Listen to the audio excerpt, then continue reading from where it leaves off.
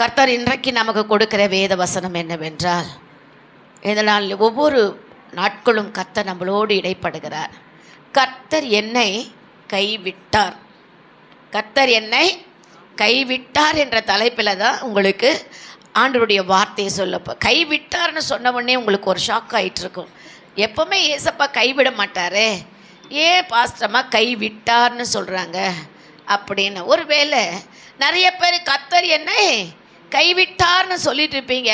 அந்த கைவிட்டார் என்று ஏன் அவர்கள் சொல்லுகிறார்கள், ஏன் அந்த வார்த்தை வந்தது, அதை குறித்து தான் நாம் இன்றைக்கு தியானிக்க போகிறோம். ஏசாயா தீர்க்கதரிசன புஸ்தகம் 49வது அதிகாரம் 14வது வசனத்திலிருந்து 17 வசனம் இருக்கிறது. அதில் 14வது வசனத்தை நாம் வாசித்து பார்ப்போமா? சீயோனோ கர்த்தர் என்னை கைவிட்டார், கர்த்தர் என்னை கைவிட்டார், ஆண்டவர் என்னை மறந்தார், ஆண்டவர் என்னை மறந்தார் என்று சொல்லுகிறாள். பாருங்க, சீயோன் என்னும் இஸ்ரவேல் மக்கள் சொல்லுகிற ஒரு வார்த்தை. அவர்கள் என்ன சொல்றாங்க அப்படின்னா, கர்த்தர் என்னை என்ன செஞ்சிட்டாரு, கைவிட்டார், கர்த்தர் என்னை மறந்தார். நீங்கள் நம்முடைய வாழ்க்கையில் கூட நிறைய பேர் சொல்லுவோம். ஏன் அந்த வார்த்தை அவர்கள் பயன்படுத்தினார்கள் என்றால், மிகுந்த உபத்திரவத்தை அடைந்ததனால தேவன் கைவிட்டார், கைவிடப்பட்டோமோ என்று நினைத்து இஸ்ரவேல் மக்களாகி அவர்கள் இந்த வார்த்தையை என்ன பண்ணுறாங்க, சொல்கிறாங்க.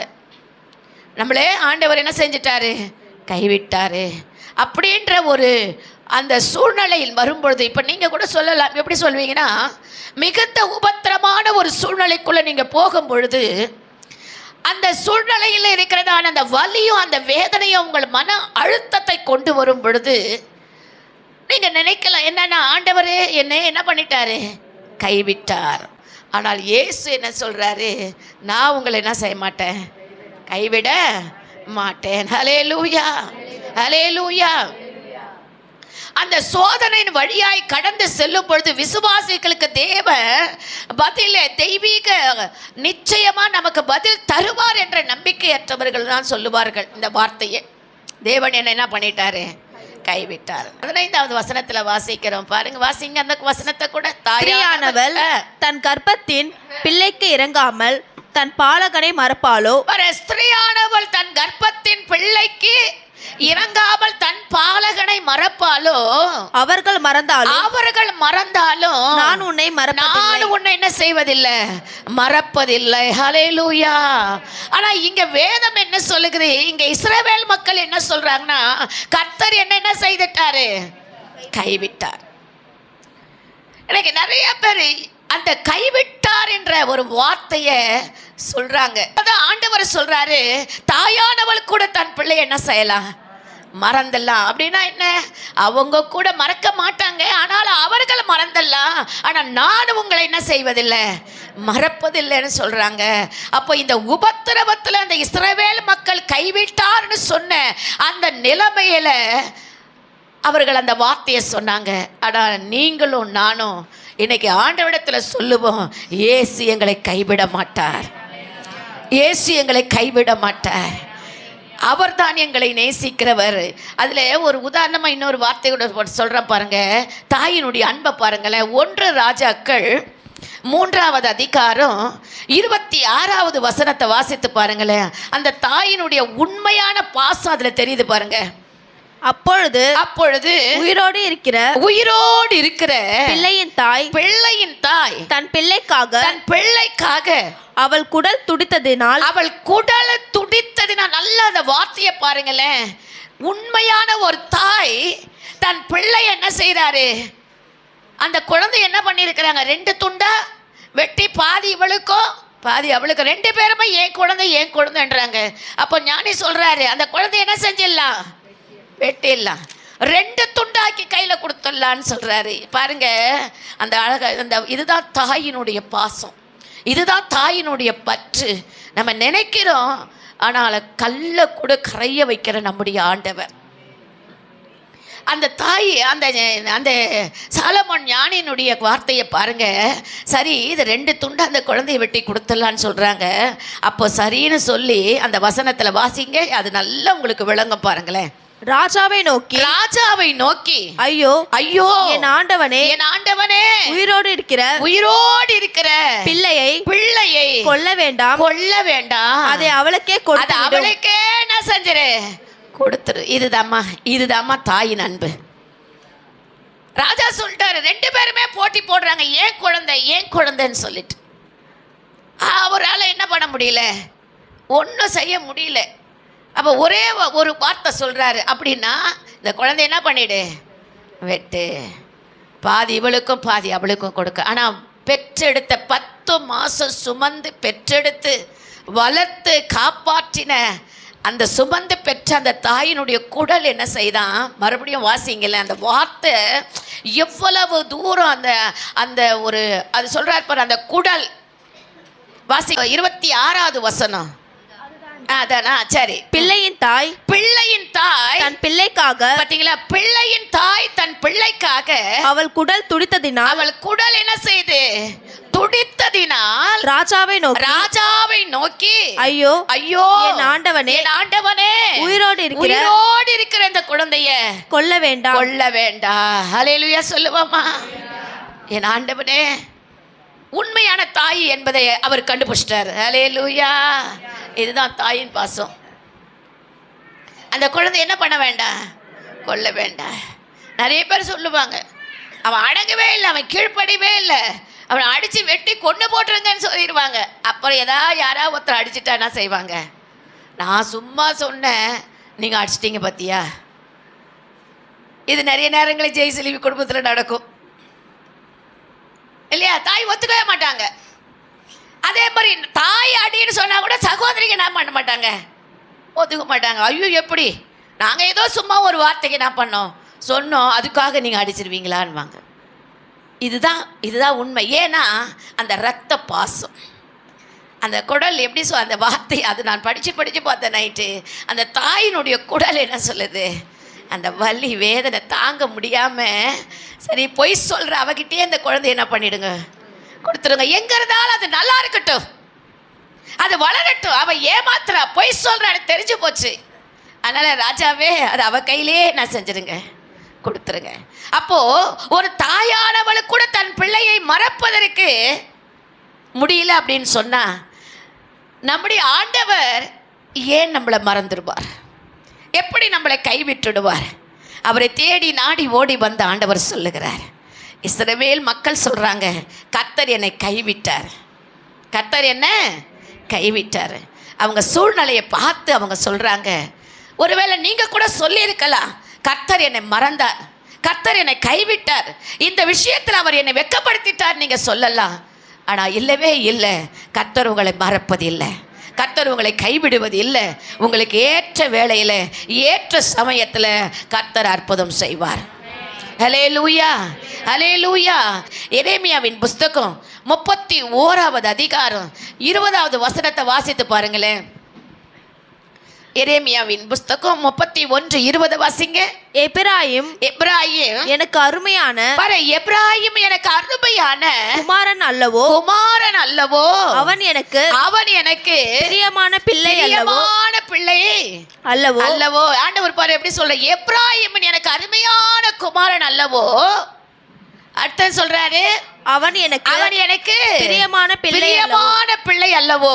அவனுக்கு விரோதமாய் பேசினது முதல் அவனை நினைத்துக் கொண்டே இருக்கிறேன் ஆண்டவர் சொல்றாரு. பாத்தீங்களா, நம்மளை அழைத்தவர் சொல்றாரு, எனக்கு பிரியமான மகன் அல்லவோ, எனக்கு பிரியமான மகள் அல்லவோ, நான் எப்படி கைவிடுவேன்?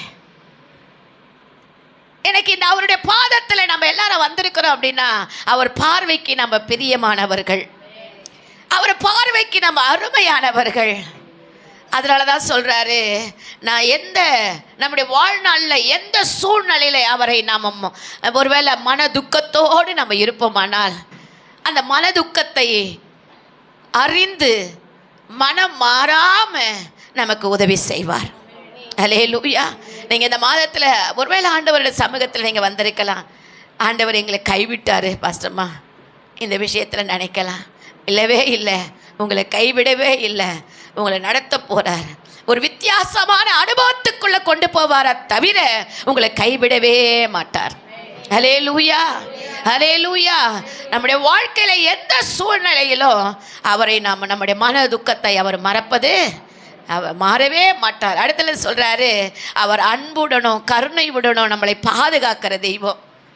அவரை விட அன்பு காட்டுகிறவர், அவரை விட கருணை உள்ளவர் யாரா இருக்க முடியும் சொல்லுங்களேன்?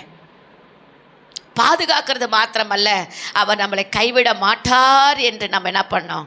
அவரை சார்ந்து கொள்ள வேண்டும். ஆகையால் என் உள்ளம் அவனுக்காக கொதிக்கிறது. எப்படி? யாருக்காக? அவனுக்காக கொதிக்கிறது. நமக்காக அப்பாவுடைய உள்ள கொதிக்குதாமா? ஒரு அல்லேலூயா சொல்லுங்களேன். எப்ராயிமே, நான் எப்படி உன்னை கைவிடுவேன்? எப்படி நான் உன்னை மறப்பேன்? சில சூழ்நிலைக்குள்ள நம்மளை கொண்டு போறார் என்றால் அதுல ஏதோ ஒரு அற்புதத்தை உங்களுக்கு செய்ய போறார். உங்களை மறக்க மாட்டார், கைவிட மாட்டார், ஒரு நாள் உங்களை வெட்கப்படுத்த மாட்டார். நான் எப்படி மறப்பேன்னு சொல்லிட்டாரு. அது மாத்திரமல்ல, அவர் உள்ள எப்படி இருக்குதா? கொதிக்குதாமா, கொதிக்குதா. ஏசப்பாவுடைய உள்ள என் பிள்ளைங்க, என் பிள்ளை இவ்வளோ கஷ்டப்படுறாளே, என் பிள்ளை இவ்வளோ அவமானப்படுறாளே, என் பிள்ளையுடைய சூழ்நிலையை நான் மாற்றுவேன், கைவிட மாட்டார். அடுத்த வசனம் அதே அடுத்த சொல்றாரு, என் உள்ளம் கொதிக்குது. அடுத்தது, அவனுக்கு உருக்கமாய் இறங்குவேன் என்று கர்த்தர் சொல்லுகிறார். யார் சொல்றது? பாஸ்டர்மா சொல்ல, பாஸ்டர் சொல்ல, இயேசு சொல்றார். அவனுக்கு இறங்குவேன் என்று கர்த்தர் சொல்லுகிறார். கைவிட்டார் என்று சொல்லி வந்திருக்கிறவங்க யாரா இருந்தா உங்களுக்கு அவர் இரக்கம் செய்ய போறார், இரக்கம் செய்வார். இந்த மாத துவக்கத்தில் உங்கள் வாழ்க்கையில் அவர் ஒரு இரக்கத்தை கண்டிப்பாக என்ன பண்ணுவார்? செய்வார். நம்பிக்கையோடு இருங்கம்மா, நம்புங்க. கர்த்தர் நம்மளை கைவிட மாட்டார். அந்த ஜனங்க சொன்னாங்க, நான் உங்களுக்கு என்ன செய்வேன்? இரக்கம் செய்வேன். அதனால தான் சொல்கிறாரு, தாயானவள் கூட பிள்ளைய மறந்துடலாமா, ஆனால் நான் உன்னை என்ன செய்ய மாட்டேன்? மறக்க மாட்டேன். உங்களுக்காக என் உள்ளம் கொதிக்கிறது, நான் அவர்களுக்கு இரக்கத்தை என்ன பண்ணுவேன்? செய்வேன்னு சொல்லியிருக்கிறார்.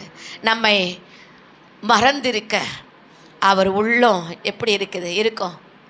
அவர் நம்மேல் மேலான அன்பை வைத்திருக்கிறார். அம்மா, அளவில்லாத அன்பை நம்மேல் அவர் வைத்ததுனால, அதனால தான் அவர் உள்ள கொதிக்குது. உங்களை குறித்து, உங்கள் கவலையை குறித்து, உங்கள் துக்கத்தை குறித்து, உங்கள் மன பாரத்தை குறித்து, நீங்கள் படுற வேதனையை குறித்து, நீங்கள் அலையிற அலைச்சலை குறித்து, நீங்கள் படுகிற கவலைகளை கண்ணீரை குறித்து அவர் என்ன செய்கிறாரு?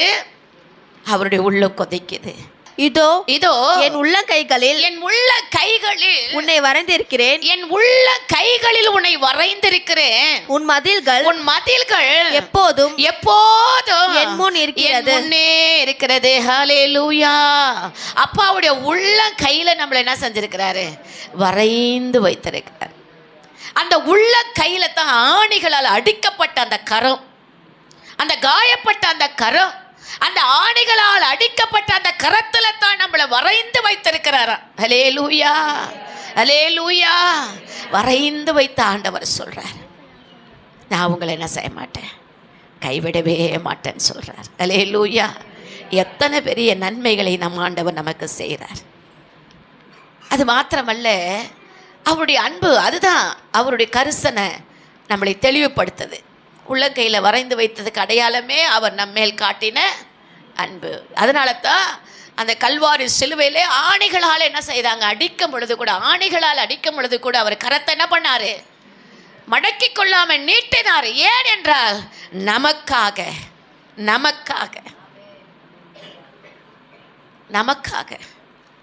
அப்படிப்பட்ட தேவன் நம்மளை கைவிட்டுருவாரா? கைவிட மாட்டார். சங்கீதம் 9வது அதிகாரம் 10வது வசனத்தை வாசிங்கள. 9:10. கர்த்தாவே உம்மை தேடுகிறவர்களை நீர் கைவிடுகிறது இல்லை. ஆதலால் உமது நாமத்தை அறிந்தவர்கள்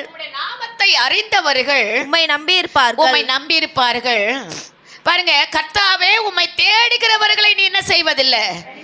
யாரெல்லாம் அவரை தேடுறீங்களோ, யாரெல்லாம் அவரை தேடி வந்தீங்களோ, அவரையே தேடி வந்திருந்தீங்கன்னா உங்களை கைவிட மாட்டார். அல்லேலூயா. அவரை தேடுகிறவர்களை அவர் கைவிடுவதே இல்லை. உங்களுடைய எல்லா சூழ்நிலையும் கண்டு உங்களுக்கு உதவி செய்வார். ஏசாயா 66:13 வாசித்து பாருங்க.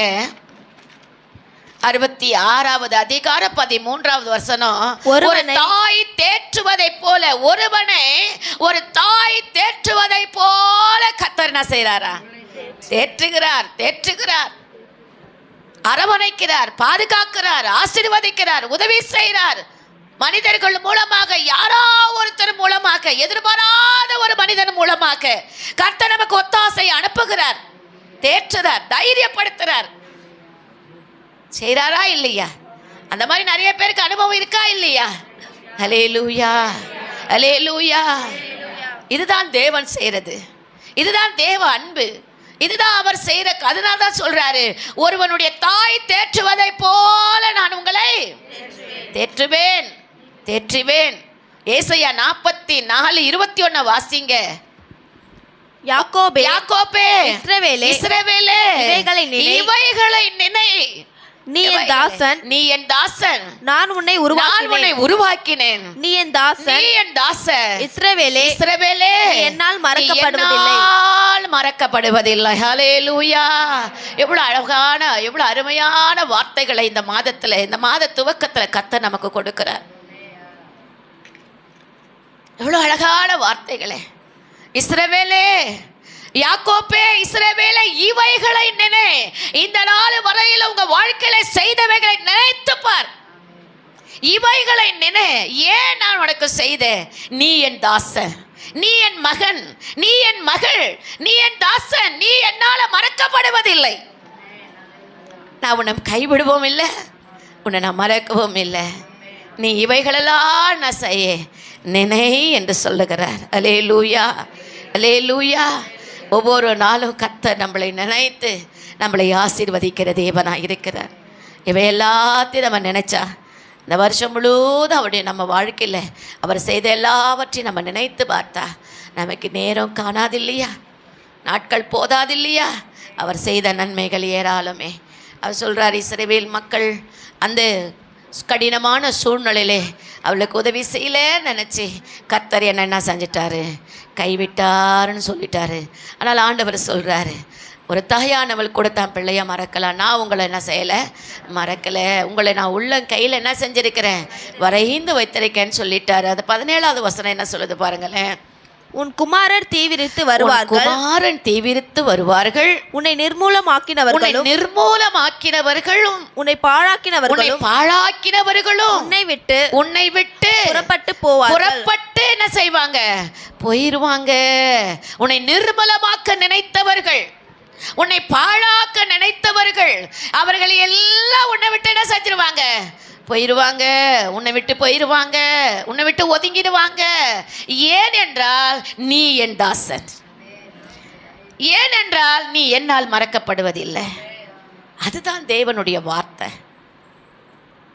நமக்கு விரோதமாய் எதிராக எழும்பின ஆயுதங்கள் எல்லாத்தையும் கர்த்தர் என்ன செய்வாரு? முறியடித்திடுவார். அல்லேலூயா, அல்லேலூயா. இதை எல்லாத்தையும் நினை, நீ என் தாசன்மா. எப்ராயிமே, நான் உன்னை எப்படி கைவிடுவேன்? நான் எப்படி உன்னை மறப்பேன்? ஏன்னா நீ என் தாசன் அல்லவா? அதுதான் தேவன் நம்ம மேல் வைத்த அந்த அநாதி ஸ்நேகம். அந்த அநாதி ஸ்நேகம் தான் நம்மளை பார்த்து சொல்லுகிறது, நான் உன்னை கைவிட மாட்டேன். எல்லாரும் நன்றி சொல்லுவோமா? ஆவியானவருக்கு நன்றி சொல்லுவோமா? அப்படியே முழங்கால் படியிட்டு ஆண்டவருக்கு நன்றி சொல்லுங்க.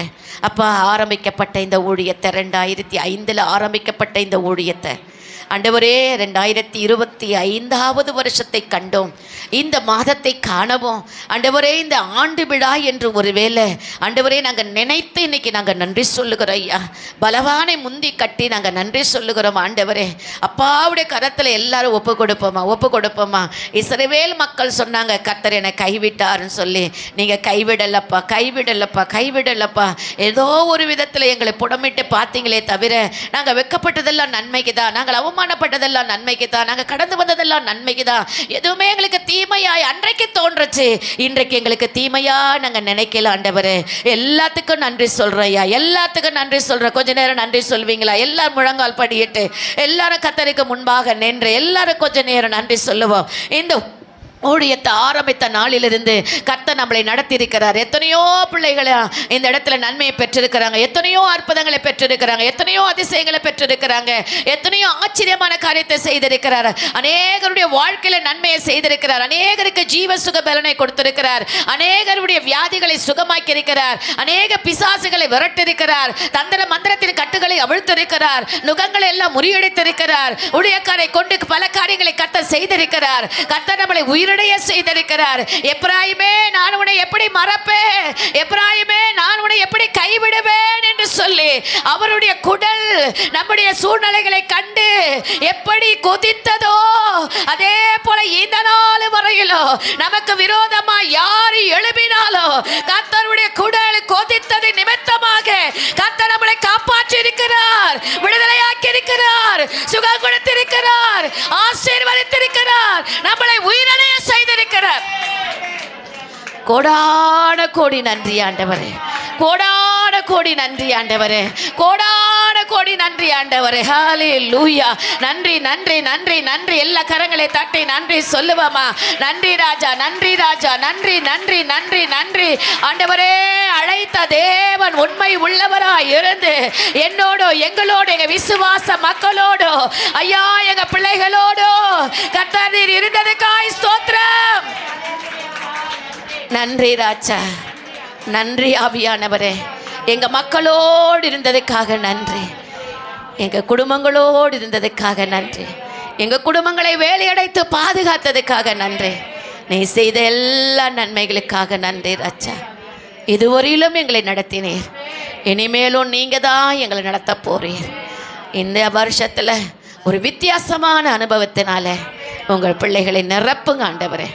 கடினமான பாதைக்குள்ள கடினமான சூழ்நிலைக்குள்ள உங்க பிள்ளைகள் போகும் பொழுது கர்த்தர் அவர்களை கைவிடுகிற தேவன் அல்லப்பா, அதிலிருந்து அவர்களை காப்பாற்றி ஆசீர்வதிப்பீராக. இந்த நாளிலே உங்களுக்கு நாங்கள் நன்றி சொல்லுகிறோம். நீ நடத்த போற கிருபைக்காக நன்றி ஆண்டவரே. நீர் எங்களை மறப்பதில்லை ஆண்டவரே. இந்த கால வேளையிலே இந்த பரிசுத்தமான இந்த ஆராதனையிலே கலந்து கொண்ட அருமையான பிள்ளைகளை நம்முடைய கரத்தில் அர்ப்பணித்து நான் ஜெபிக்கிறேன். நீர் ஒவ்வொரு நாளும் இந்த மாதம் எப்படி நடக்கும் என்று சொல்லி, இந்த மாதத்தை எப்படி நடத்துவேன் என்று சொல்லி ஒருவேளை கேள்விக்குறியோடு வந்திருக்கலாம், ஏக்கத்தோடு வந்திருக்கலாம். கர்த்தர் நடத்துவீராக. நீர் வாக்கு கொடுத்திருக்கிறேன், நீ என் தாசன், நீ என்னால் மறக்கப்படுவதில்லை சொன்னிரையா.